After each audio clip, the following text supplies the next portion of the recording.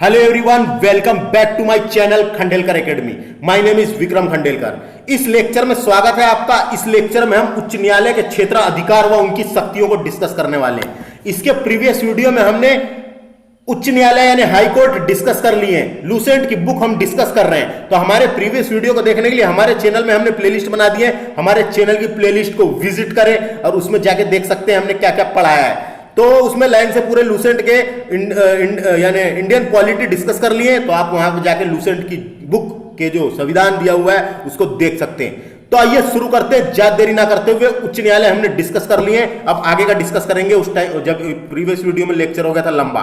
देखिए, उच्च न्यायालय का क्षेत्राधिकार एवं उसकी क्या क्या शक्तियां दी गई है उसको हम डिस्कस करने वाले हैं। तो देखिए, सबसे पहली शक्ति दी गई है प्रारंभिक क्षेत्राधिकार। सबसे पहले प्रारंभ में उनको क्या क्या क्षेत्राधिकार दिए हुए हैं, तो यह समझने वाली बात है कि प्रारंभिक क्षेत्राधिकार यानी उसके क्षेत्र के अंतर्गत क्या क्या अधिकार आते हैं उच्च न्यायालय के। तो प्रारंभिक, सबसे पहले प्रारंभिक, तो प्रत्येक उच्च न्यायालय को नौकाधिकरण, प्रत्येक उच्च न्यायालय को नौकाधिकरण, इच्छा पत्र, तलाक, विवाह, कंपनी कानून, न्यायालय की अवमानना तथा कुछ राजस्व संबंधित प्रकरण, नागरिकों के मौलिक अधिकारों के क्रियान्वयन के लिए आवश्यक निर्देश, विशेषकर बंदी प्रत्यक्षीकरण, परमादेश, निषेध, उत्प्रेषण तथा अधिकार प्रक्षालेख जारी करने का अधिकार देता है। तो देखिए यहां से क्या क्या समझना है आपको। प्रारंभिक क्षेत्र अधिकार के अंतर्गत सबसे पहले तो याद रखना, प्रारंभिक क्षेत्र अधिकार मूल्य अधिकार, जो मूल अधिकार है, मूल्य अधिकार व अन्य अधिकारों के उल्लंघन पर रिट जारी करने की शक्ति, जो अनुच्छेद 226 हाई कोर्ट को 226 के तहत हमने पढ़े थे, सुप्रीम कोर्ट को अनुच्छेद 32 के तहत, सुप्रीम कोर्ट को अनुच्छेद 32 के तहत रिट जारी करने की शक्ति प्रदान करता है। वो 5 प्रकार की रिट जारी कर सकता है। यहां पे हाई कोर्ट को अनुच्छेद 226 के तहत रिट जारी करने की शक्ति प्रदान करता है और ये 5 प्रकार की रिट जारी कर सकता है, जो हमने यहां पे पढ़ चुके हैं अनुच्छेद 32 में डिटेल में। तो आप यहां भी देख सकते हो 5 प्रकार की रिट कौन सी है। यह अनुच्छेद याद रखना है, अनुच्छेद 226 जो हाई कोर्ट को रिट जारी करने की शक्ति प्रदान करता है। तो मूल अधिकार व अन्य अधिकारों के उल्लंघन पर रिट जारी करने की। और आपको जानकारी के लिए मैं बता दूं, सुप्रीम कोर्ट से ज्यादा पावर रिट जारी करने का हाई कोर्ट को है, क्योंकि सबसे पहले हाई कोर्ट का हक बनता है रिट जारी करने का, क्योंकि हम किसी राज्य में रहते हैं। तो पावर ज्यादा रिट जारी करने की सुप्रीम कोर्ट से ज्यादा हाई कोर्ट को दी गई है, ये बात याद रखें यहां से, है ना। उसके अलावा बात करेंगे हम तो लोकसभा और विधानसभा चुनाव से संबंधित विवाद भी इस प्रारंभिक क्षेत्र अधिकार के अंतर्गत आते हैं। लोकसभा और विधानसभा से संबंधित विवाद भी इस क्षेत्र अधिकार के अंतर्गत आते हैं, उच्च न्यायालय के अंतर्गत आते हैं।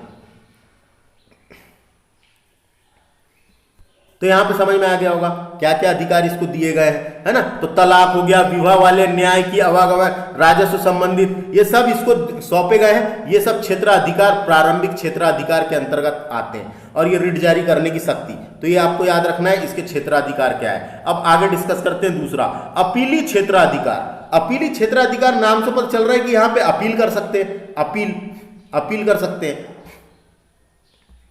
क्या क्या अपील कर सकते हैं, तो फौजदारी मामलों, सबसे पहले तो आपको याद रखना है ये फौजदारी मामले क्या होते हैं, ये फौजदारी केस क्या होते हैं। फौजदारी केस वह केस होते हैं जिसमें हत्या, डकैती, लूट, अपहरण, ऐसे वाले रेप, ये सब केसेस जो होते हैं, हत्या हो गया, डकैती हो गई, लूटमार, है ना, अपहरण, ये सब केस फौजदारी मामले कहलाते हैं। आगे दोस्तों, ये फौजदारी का मतलब मैंने बताया आपको, है ना। 3 प्रकार के होते हैं, एक फौजदारी होता है, एक दीवानी। दीवानी को सिविल न्यायालय भी बोलते हैं, दीवानी को सिविल केस भी बोलते हैं, दीवानी मामले यानी सिविल केस। तो पहले यहां से पढ़ता हूं मैं, फिर बताऊंगा आपको।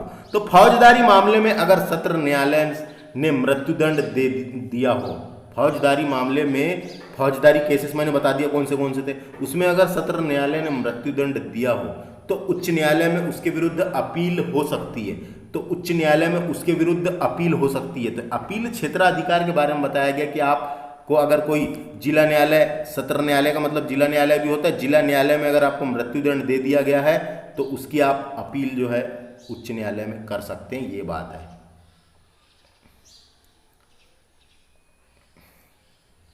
दीवानी मामले कौन से होते हैं? दीवानी मामले का मतलब सिविल केस। जो सिविल केस होते हैं, सिविल केस का मतलब सामान्य संपत्ति वाला विवाद हो गया, सामान्यतः लड़ाई झगड़े, किसी घर की लड़ाई, किसी के साइड की जमीन की लड़ाई, वो वाले सब चीज इसके अंतर्गत आते हैं। तो दीवानी मामले में उच्च न्यायालय को उन सब मामलों की अपील हो सकती है, उन सब मामलों की अपील हो सकती है जो 5 लाख या उससे अधिक संपत्ति से संबंधित हो।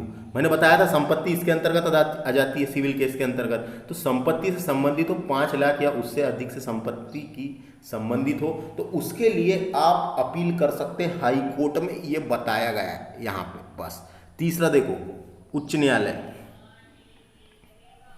उच्च न्यायालय पेटेंट, डिजाइन, उत्तराधिकारी, भूमि प्राप्ति, दिवालियापन, संरक्षकता आदि मामलों की भी अपील सुनता है। तो ये सब मामले जो हैं, भूमि प्राप्ति, उत्तराधिकारी, ये सब मामले की भी अपील सुनता है। तो अपीली क्षेत्राधिकार बताया गया है कि आपका जो सत्र न्यायालय है जिले में, वहां से आप अपील कर सकते हैं। लेकिन कौन से केस में? तो एक फौजदारी और दूसरा दीवानी। तो फौजदारी का मतलब मैंने बता दिया, क्रिमिनल केसेस कहते हैं इसको, फौजदारी को क्रिमिनल केसेस, है ना, और दीवानी न्यायालय को सिविल केसेस कहते हैं, सिविल केसेस। सिविल केसेस के अंतर्गत संपत्ति, लड़ाई झगड़ा ये वो आते हैं, और फौजदारी जो क्रिमिनल केसेस के अंतर्गत हत्या, डकैती, लूट, अपहरण, रेप, बहुत सारी चीजें आती है। तो ये आप इसको समझ लेना है ना। तो ये होता है। और एक राजस्व से रिलेटेड होता है, तो भूमि के राजस्व के लिए बनाई गई है वो, राजस्व वाली, भूमि के राजस्व के लिए। तो ये समझ में आ गया। अपीली क्षेत्राधिकार दिया गया है, तो कौन से को दिया गया है? तो 3 लिखा है, तीनों को याद रख लो। अब बात करते हैं उच्च न्यायालय में मुकदमे का स्थानांतरण। तो उच्च न्यायालय में मुकदमे का स्थानांतरण कैसे हो सकता है वाली बात की गई है। तो यदि किसी उच्च न्यायालय को ऐसा लगे कि वह अभियोग्य अधीनस्थ न्यायालय के विचाराधीन हो, न्यायालय को ऐसा लगे कि अभियोग्य अधीनस्थ न्यायालय के विचाराधीन हो, तो यह विधि से सारंभित प्रश्न के संबंधित है, तो यह उसे अपने यहां स्थानांतरित कर सकता है। जैसे किसी सत्र न्यायालय ने कोई फैसला सुना दिया है और उच्च न्यायालय को ये लगता है कि इसने जो फैसला सुनाया है ये विचाराधीन हो, तो वाला जो फैसला है, ये वाले फैसले को अपने पास ले सकता है कि अब हम बताएंगे, तो स्थानांतरित कर और निपटारा स्वयं कर देता है। तो उसका खुद के पास स्थानांतरित कर लेगा वो केस को कोई जिले का, और उसका स्वयं कर देता है। यह विधि से संबंध प्रश्न को निपटाकर अधीनस्थ न्यायालय के निर्णय के लिए वापस भेज देता है। अधीनस्थ न्यायालय संबंधित प्रश्न को निपटाकर अधीनस्थ न्यायालय के निर्णय के लिए वापस भेज देता है। समझ में आ गया। तो ये स्थानांतरण की बात कही गई है। उच्च न्यायालय में मुकदमे का स्थानांतरण होता है, तो कैसे होता है वो बताया गया। प्रशासनिक अधिकार, देखो चौथे नंबर का अधिकार है प्रशासकीय आधार। नाम से पता चल रहा है प्रशासकीय, या उसको प्रशासनिक आधार भी बोल सकते हैं, क्योंकि प्रशासकीय अधिकार। तो समझिए इसको, उच्च न्यायालय को अपने अधीनस्थ न्यायालय में नियुक्ति, उच्च न्यायालय को अपने अधीनस्थ न्यायालय में नियुक्ति का मतलब क्या है यहाँ पे, कि उच्च न्यायालय के अंतर्गत जो छोटे श्रेणी के, यानी जो उसके जो दूसरे श्रेणी के न्यायालय है उसको अधीनस्थ न्यायालय कहा जाता है, उसके अधीन है, इसलिए अधीनस्थ न्यायालय की नियुक्ति कर सकता है। पदावनति, पदावनति एक संस्कृत शब्द है फ्रेंड्स, पदावनति एक संस्कृत शब्द है। इसका मतलब होता है डिमोशन, इंग्लिश में बोलते हैं डिमोशन, और इसको बोल सकते हैं हम शॉर्टकट में ऊंचे पद से हटाकर नीचे पद पे किया जाना। ऊंचे पद से हटाकर नीचे पद पे, मान लो कोई का सही कदाचार के आधार पर सही काम नहीं कर रहा, तो उसको ऊंचे पद से हटाकर नीचे पद पे किया जाना, उसको बोलते हैं पदावनति। उसके बाद एक होता है पदोन्नति। पदोन्नति यानी छोटे पद से उठाकर उसको बड़ा पद, प्रमोशन। यहां पे ये इसको बोलते हैं इंग्लिश में पदावनति को डिमोशन, और इसको बोलते हैं प्रमोशन, पदाउन्नति, है ना। तो ये करना और ये करना तथा छुट्टियों से संबंधित नियम बनाने का अधिकार है। प्रशासनिक अधिकार है, तो क्या क्या अधिकार है? छुट्टियों से संबंधित नियम बनाने का अधिकार है। तो इस प्रशासकीय क्षेत्राधिकार के अंतर्गत क्या क्या आएगा? तो अधीक्षण आएगा, नियंत्रण कर सकती है वो, है ना, निर्देशन दे सकती है। तो क्या क्या अधिकार है? तो छुट्टियों से संबंधित नियम बनाने का अधिकार है प्रशासनिक अधिकार, प्रशासकीय अधिकार दिया गया है कोर्ट को।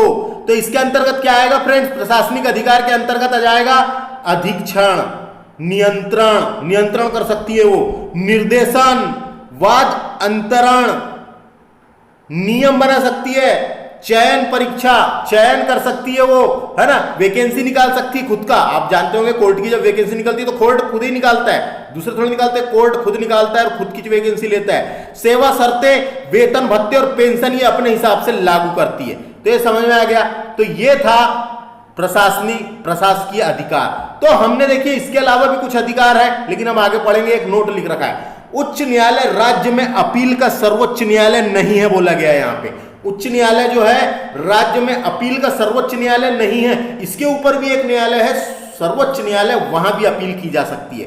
तो राज्य सूची से संबंध विषय में भी उच्च न्यायालय के निर्णय के विरुद्ध, उच्च न्यायालय निर्णय अगर सुनाता है तो निर्णय के विरुद्ध उच्चतम न्यायालय में अपील हो सकती है, यह बताया गया है। बस इतना समझना है। तो अगर हाईकोर्ट कोई फैसला सुनाता है तो सर्वोच्च न्यायालय में भी अपील हो सकती है। उसके अलावा हम क्या पढ़ रहे थे अभी, तो हमने पढ़े उच्च न्यायालय के क्षेत्राधिकार डिस्कस कर रहे थे। तो उच्च न्यायालय के क्षेत्राधिकार के अंतर्गत हमने प्रारंभिक क्षेत्राधिकार पढ़े, इसके बाद हमने पढ़े अपीली क्षेत्राधिकार। तो समझ में आ गया अपील करने वाला है। उच्च न्यायालय के मुकदमे का स्थानांतरण, तो समझ में आ गया। और प्रशासकीय अधिकार, इसके अलावा भी एक अधिकार दिया गया है अभिलेख न्यायालय का अधिकार। हमने सर्वोच्च न्यायालय जब पढ़ रहे थे तो वहां पे अभिलेख न्यायालय पढ़े थे कि नहीं। अभिलेख का मतलब यही सबूत, लिखा पढ़ी वाले अभिलेख, रिकॉर्ड, अभिलेख न्यायालय। तो अभिलेख न्यायालय जो है अनुच्छेद, तो समझ गए आप, अभिलेख न्यायालय की बात कर रहे थे हम। अनुच्छेद 215 के तहत अभिलेख न्यायालय जो रिकॉर्ड रखा जाता है उसकी बात कर रहे थे। तो समझ में आ गया फ्रेंड्स। अब हम आगे डिस्कस करेंगे, इसके आगे डिस्कस करते हैं हम लोक अदालत को। Hello everyone, welcome back to my channel.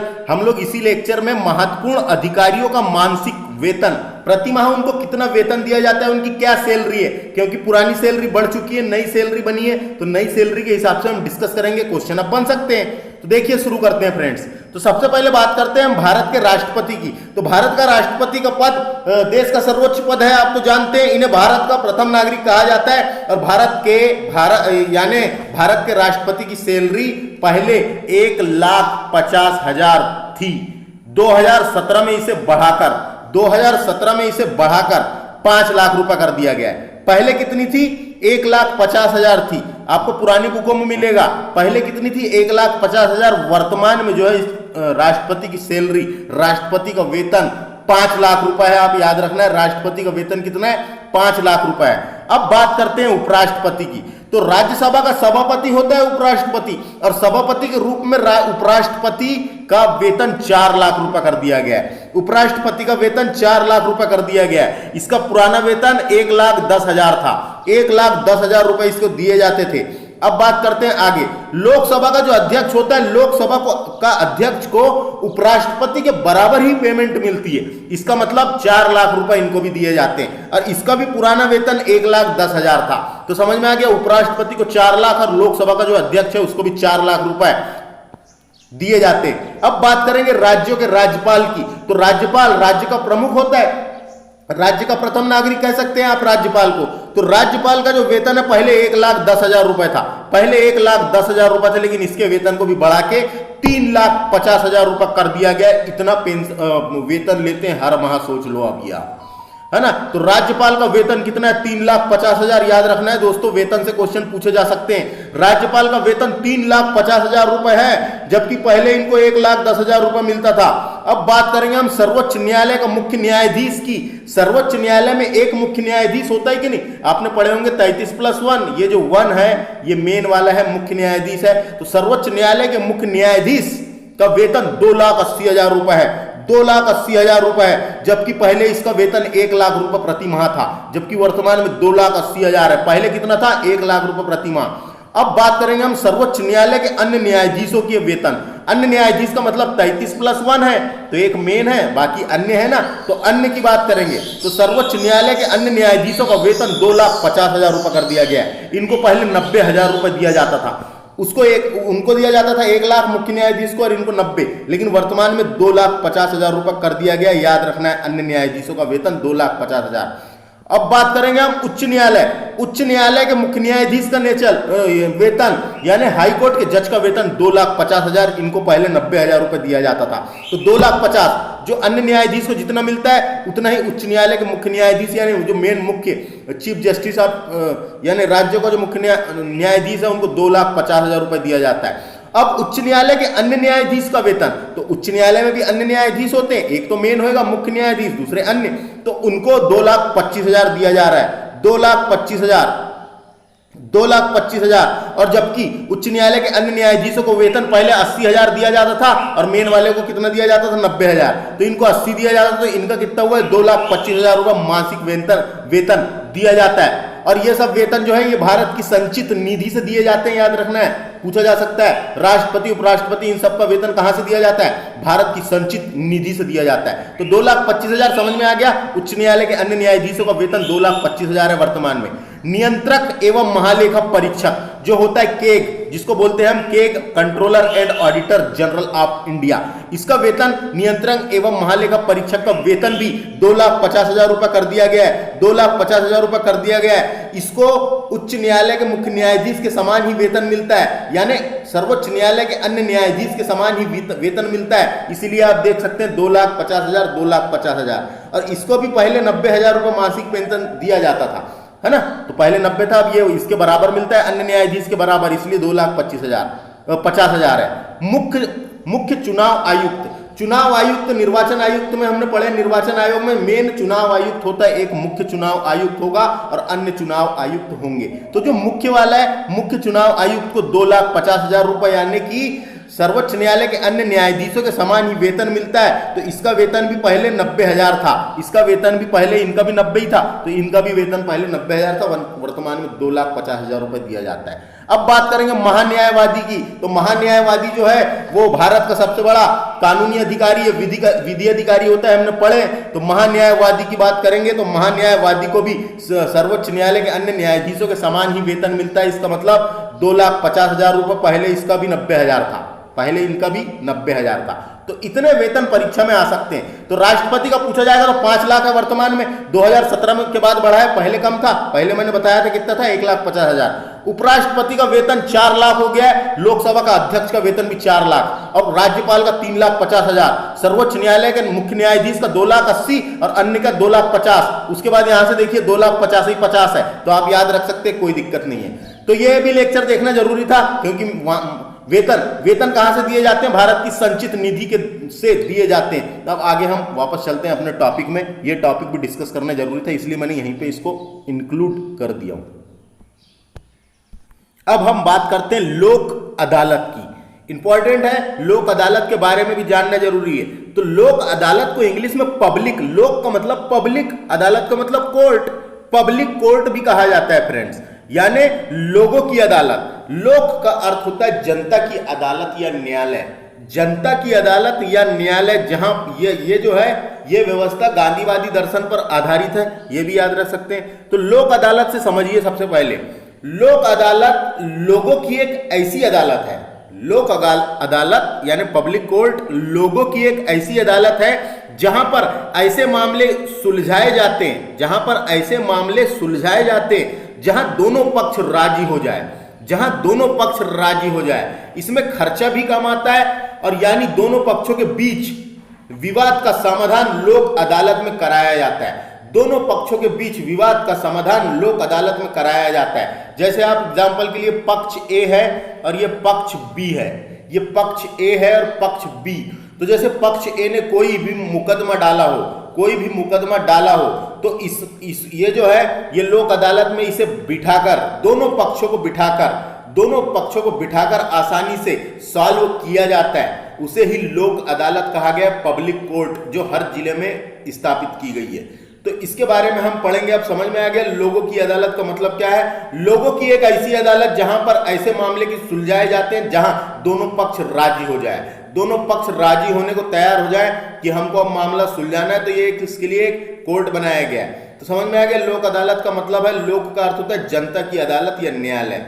क्योंकि भारतीय अदालत जो होती है, भारत की जो अदालत है मेन अदालत, उसमें लंबित मुकदमों के रोष से दबी हुई है, यानी बहुत ज्यादा मुकदमे तो पहले से ही चल रहे हैं वहां पे, है, जो दूसरे अदालत है वहाँ पहले से ही इतने ज़्यादा मुकदमे चल रहे हैं कि सरकार कोर्ट के ऊपर खुद ज़्यादा बोझ है, इसलिए उसने एक अलग से लोक अदालत की स्थापना की जहाँ पर मामले सुलझाए जा सके। तो आइए अब पढ़ते हैं हम लूसेंट की तरफ से। तो लोक अदालत कानूनी विवादों को मैत्रीपूर्ण समझौते के लिए वैधानिक मंच है। वैधानिक मंच है यानी विधान संबंधित मंच है, कानून से संबंधित मंच है ना। तो लोक अदालत कानूनी विवाद को मैत्रीपूर्ण समझौते के लिए वैधानिक मंच है। विधिक सेवा प्राधिकरण अधिनियम 1987 में आया था। एक अधिकरण अधिनियम आया भारत में, राष्ट्रीय विधिक सेवा प्राधिकरण अधिनियम का गठन 1987 में किया गया था, जिसके तहत इसका काम कानूनी सहायता कार्यक्रम को लागू करना है। कानूनी सहायता कार्यक्रम जो होते थे उसको लागू करना है, कानूनी सहायता कार्यक्रम को लागू करना और उसका मूल्यांकन एवं निगरानी करना है। साथ ही इस अधिनियम के अंतर्गत कानूनी सेवा उपलब्ध कराना भी इसका काम है। साथ ही इस अधिनियम के अंतर्गत कानूनी सेवा उपलब्ध कराना भी इसका काम है। और इस अधिनियम में 2002 में एक संशोधन भी किया गया है। तो विधिक सेवा प्राधिकरण अधिनियम 1987 में आया था, सन याद रखना है, और संशोधन हुआ था उसमें 2002 में द्वारा। तो किसके द्वारा? विधिक सेवा प्राधिकरण अधिनियम 1987 के द्वारा लोक उपयोगी सेवाओं के विवाद से संबंधित मुकदमेबाजी, लोक उपयोग विवाद से सेवा यानी सेवाओं के विवाद से संबंधित मुकदमेबाजी पूर्व सुलह एवं निर्धारण के लिए स्थायी लोक अदालत की स्थापना की गई थी। तो निपटाने के लिए, निर्धारण के लिए स्थायी परमानेंट लोक अदालत की स्थापना करने के लिए प्रावधान करता है। तो ये जो है, ये जो प्राधिकरण हमने पढ़े, ये प्रावधान करता है। तो समझ में आ गया। यहां पे ऐसे फौजदारी विवादों को छोड़कर, यहां समझिए वाली बात है, ऐसे फौजदारी विवादों को छोड़कर, फौजदारी विवाद कौन से होते हैं? फौजदारी विवाद यानी क्रिमिनल केसेस, जो क्रिमिनल केसेस होते हैं, क्रिमिनल केसेस उनको छोड़कर की बात की गई है यहां पे। क्रिमिनल केसेस कैसे? जैसे हत्या हो गया, डकैती और लूट, अपहरण, रेप और कई अन्य क्रिमिनल केसेस जो होते हैं, फौजदारी विवादों को छोड़कर, जिसमें समझौते नहीं किए जा सकते, क्योंकि फौजदारी क्रिमिनल केसेस कुछ ऐसे हैं जिसमें समझौते नहीं किए जा सकते, उन सबको छोड़कर। उसके अलावा दीवानी मामले को सिविल कोर्ट कहते हैं, सिविल मामले कहते हैं, सिविल केसेस कहते हैं। तो आप समझ गए होंगे, दीवानी मामले की बात हो रही है यहां पे, दीवानी मामले। तो दीवानी मामले के अंतर्गत लड़ाई झगड़े, संपत्ति, कई सारी चीजें आ जाती है संपत्ति से रिलेटेड। तो दीवानी फौजदारी राजस्व अदालत में लंबित सभी कानूनी विवाद। राजस्व अदालत जो होती है, राजस्व अदालत में भूमि के राजस्व के लिए जाते हैं लोग, राजस्व अदालत में भूमि से संबंधित विवादों के लिए जाते हैं। तो राजस्व अदालत में लंबित रुके हुए सभी मामले, सभी कानूनी विवाद मैत्रीपूर्ण समझौते के लिए लोक अदालत में लाए जाते हैं। मैत्रीपूर्ण समझौते के लिए लोक अदालत में लाए जा सकते हैं। कानूनी विवादों को लोक अदालत मुकदमा दायर करने के पूर्व ही अपने यहां स्वीकार कर सकती है। समझिए इस बात को, कानूनी विवादों को लोक अदालत मुकदमा दायर होने के पूर्व, यानी कोई दूसरे कोर्ट में मुकदमा दायर होने के पूर्व ही अपने यहां स्वीकार कर सकती है। लोक अदालत के निर्णय अन्य किसी दीवानी न्यायालय के समान दोनों पक्षों पर लागू हैं। यह समझने वाली बात है। लोक अदालत यानी पब्लिक कोर्ट का जो निर्णय होगा वो अन्य किसी दीवानी न्यायालय के समान ही दोनों पक्षों में लागू होते हैं। यहां निर्णय अंतिम होते हैं, समझौते के रूप में होते हैं, दोनों पक्ष राजी होते हैं। लोक अदालत द्वारा दिए गए निर्णय के विरुद्ध अपील नहीं की जा सकती। तो इसके बाद जब ये निर्णय दे देगा दोनों पक्ष की रजामंदी से, तो जो भी समझौता होगा तो इसके लिए फिर से कोई दूसरे न्यायालय में अपील नहीं की जा सकती। देश के लगभग सभी जिलों में अस्थायी तथा सतत लोक अदालत स्थापित की गई है। देश के जितने भी जिले, देश के लगभग सभी जिलों में स्थायी यानी एक अदालत मिलेगी जो आपको लोक अदालत तथा सतत लोक अदालत की स्थापना की गई है। लोक अदालत 5 लाख तक के दावे पर विचार कर सकता है। लोक अदालत 5 लाख तक के दावे पर विचार कर सकता है।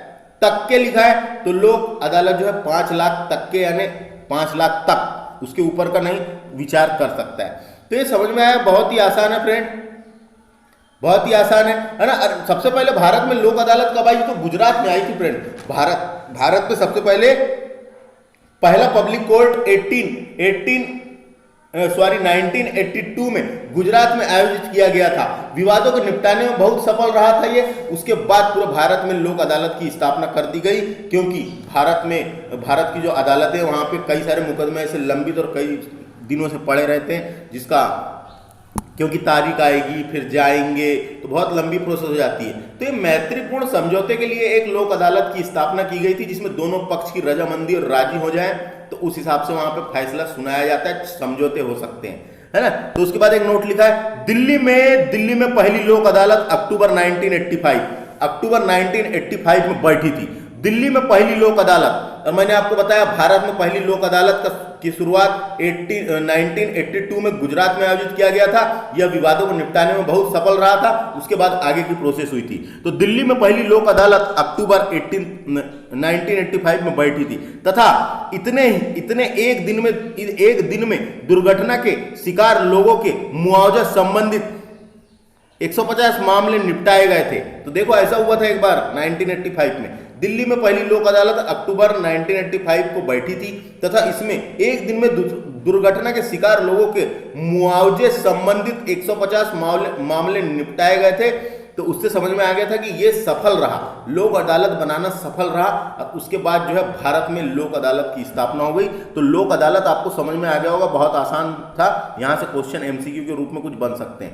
तो मैंने यहाँ से समझना है आपको, फौजदारी विवाद कौन से होते हैं, क्रिमिनल केसेस कहलाते हैं, है ना। ये दीवानी न्यायालय जो होते हैं सिविल केस कहलाते हैं, और राजस्व अदालत राजस्व मामले अलग होते हैं। तो फौजदारी क्रिमिनल केसेस हो गए, और सिविल यानी दीवानी न्यायालय ये लड़ाई झगड़ा संपत्ति वाले हैं, है ना, विवाद वाले। और राजस्व यानी भूमि संबंधित मामले जितने भी आते हैं, भूमि अधिग्रहण से संबंधित या भूमि से संबंधित।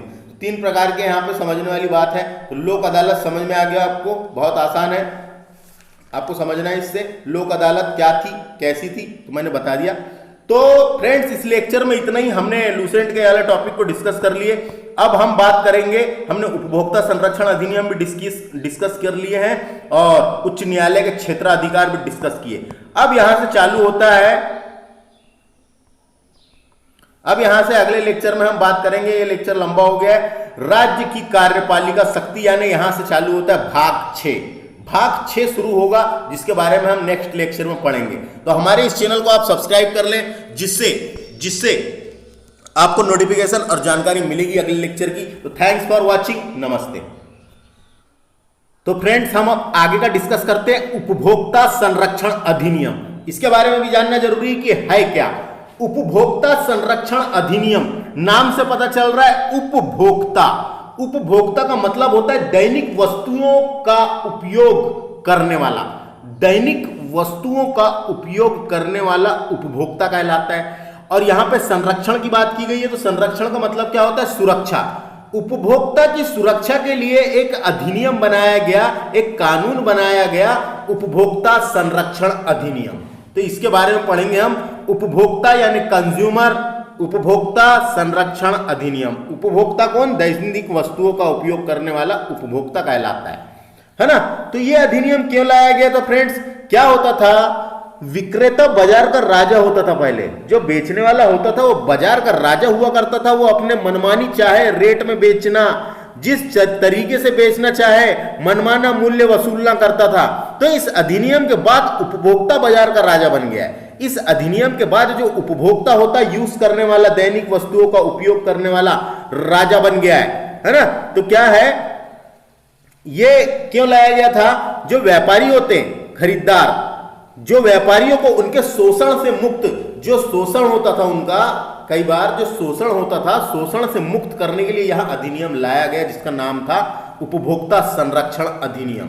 तो इसके बारे में हम ध्यान से पढ़ेंगे। ये क्वेश्चन बहुत पूछे जाते हैं। यहाँ से क्या है, आपको कम से कम ये पता होना कि उपभोक्ता संरक्षण अधिनियम क्या होता है। तो उसके बाद आप आसान तरीके से समझ गए एक बार पेपर में एमसीक्यू। मैं आपको जो भी पढ़ा रहा हूँ फ्रेंड्स, वनडे एग्जाम में तो डेफिनेटली काम आएगा।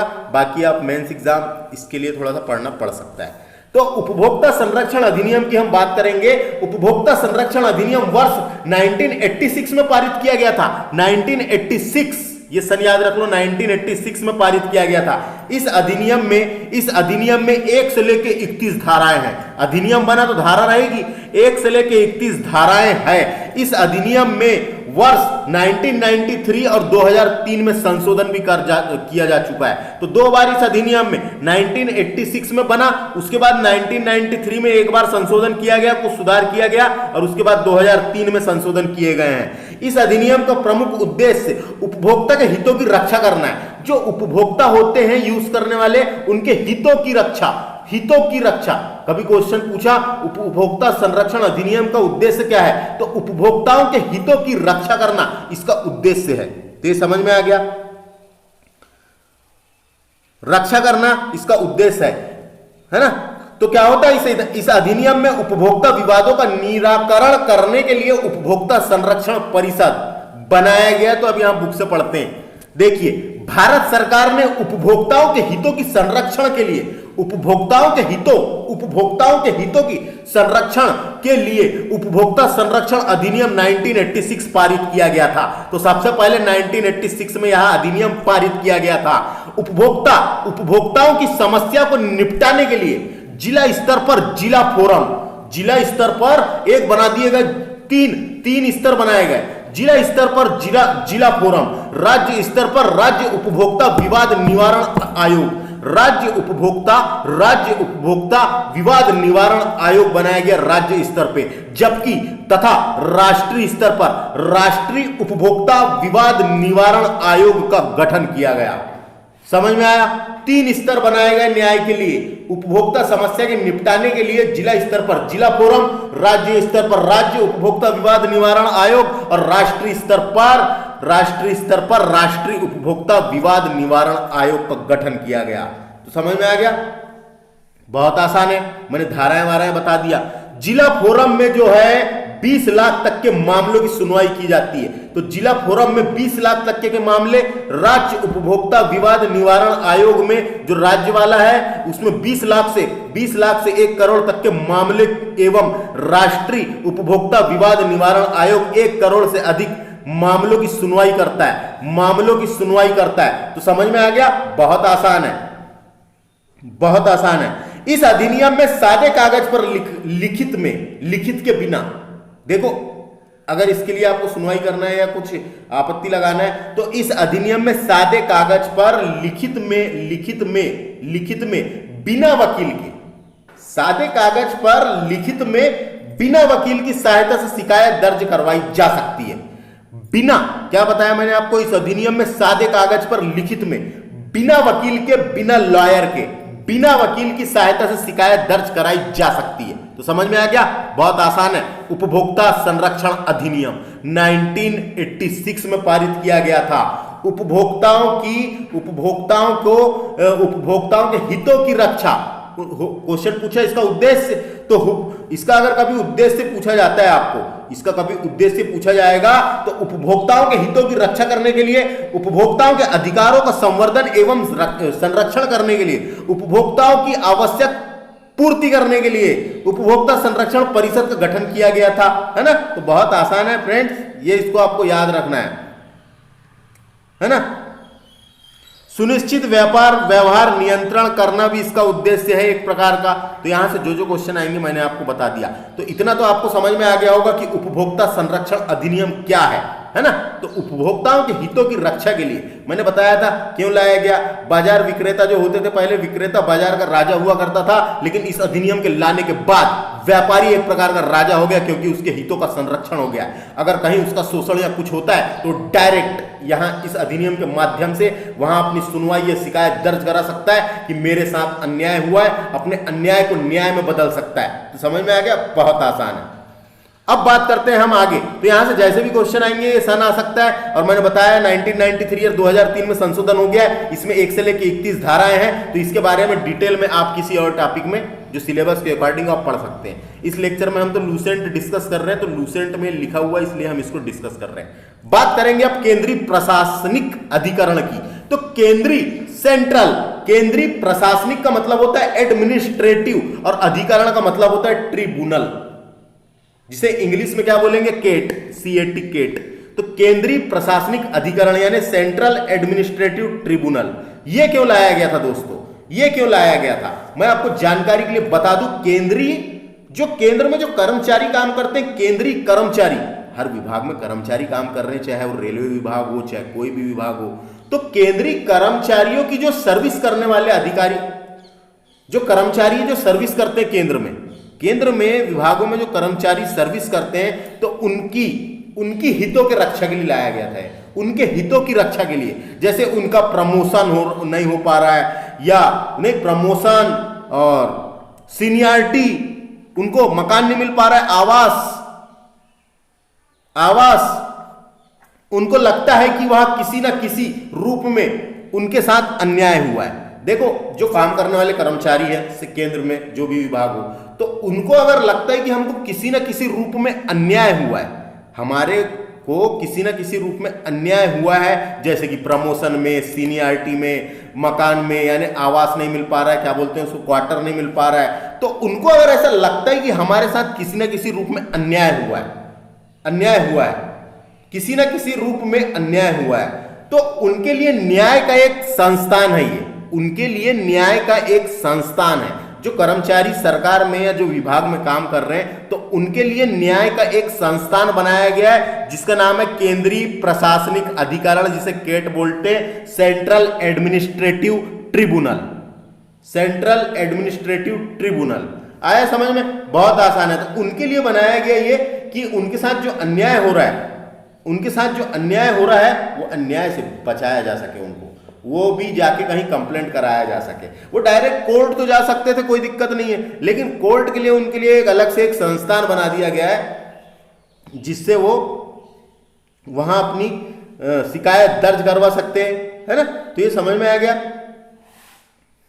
क्या होता है। देखो, सबसे पहले यहां पे अगर आप इसका मतलब समझ गए, अधिकरण का मतलब, तो आपको समझ में जाएगा। अधिकरण और न्यायाधिकरण अलग है। अधिकरण एक होता है और एक न्यायाधिकरण। तो अधिकरण का मतलब क्या होता है? अधिकरण, या जिसे इंग्लिश में ट्रिब्यूनल कहा जाता है, यह एक अर्ध न्यायिक संस्था होती है। अर्ध न्यायिक, न्याय दे रही है, अर्ध न्यायिक संस्था होती है, जिसे प्रशासनिक या कर संबंधित विवादों को हल करने के लिए स्थापित किया जाता है। जिसे प्रशासनिक, ये प्रशासन के लिए है, प्रशासनिक या कर टैक्स संबंधित विवादों को, यहां पर बात हो रही है लेकिन प्रशासनिक की, प्रशासनिक या कर संबंधित विवादों को हल करने के लिए स्थापित किया जाता है, उसे अधिकरण कहा जाता है ना। यह विवाद यहां पे जाते हैं, है ना। तो ये समझ में आ गया होगा, कोई दिक्कत नहीं है।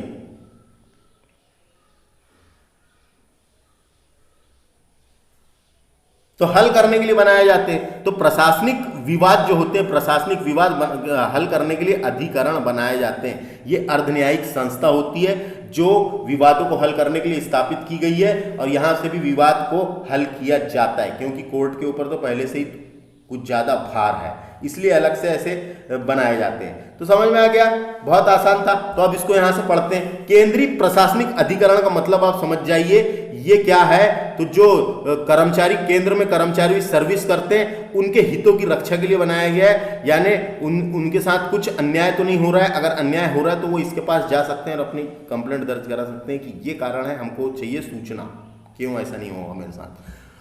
तो संविधान के अनुच्छेद 323A के प्रावधानों से, कौन सा अनुच्छेद? संविधान के अनुच्छेद 323A के प्रावधानों से केंद्रीय प्रशासनिक अधिकरण केट का गठन 1985 में किया गया।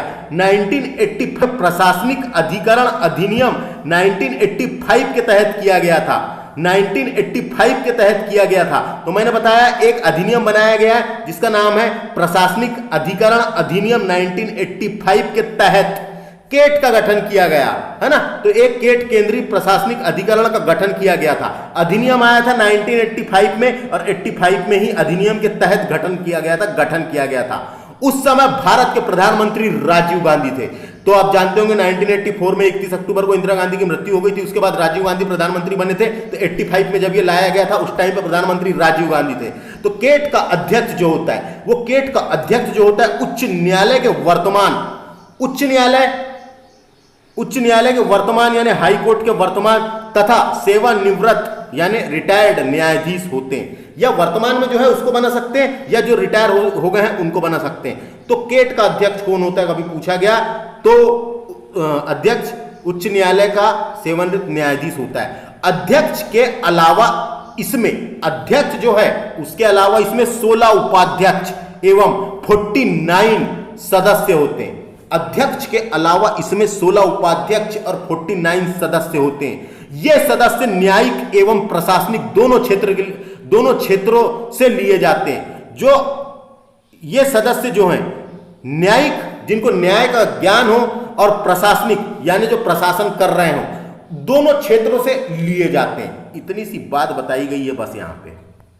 हाँ, नया चालू हो गया यहां से इतना तो समझ में आ गया। केट क्या है? केंद्रीय प्रशासनिक अधिकरण, सेंट्रल एडमिनिस्ट्रेटिव ट्रिब्यूनल। यहां से क्वेश्चन पूछा जा सकता है इसका गठन या अधिनियम कब आया था? 1985 में आया था। इसका काम क्या है? यहां से अध्यक्ष कौन होता है? उपाध्यक्ष, और ये कितने हैं इतना याद रखना है। क्यों लाया गया था मैंने बता दिया है ना। यह एक अर्धन्यायिक संस्था है, यह एक अर्धन्यायिक संस्था होती है जिस अधिकरण को इंग्लिश में ट्रिब्यूनल कहते हैं। प्रशासन लगा हुआ है, प्रशासनिक अर्धन्यायिक संस्था यानी प्रशासनिक अर्धन्यायिक, है ना, विवादों को हल करने के लिए, प्रशासनिक विवादों को हल करने के लिए स्थापित किया गया था। ये प्रशासनिक जो कर्मचारी काम करते हैं उनके विवादों को, केंद्रीय कर्मचारी की बात हो रही है यहाँ पे, है ना। तो केंद्रीय कर्मचारी जो सर्विस करते हैं उनकी समस्या, उनके विवादों, जैसे जिनको लगता है कि उनके साथ अन्याय हुआ है तो उनके विवादों को हल करने के लिए बनाया गया था। जैसे उनका प्रमोशन हो गया, सीनियरिटी हो गया, उनको वो नहीं मिल पा रहा है, क्या बोलते हैं, जो भी समझ लो आप, तो उनसे रिलेटेड कोई भी विवाद हो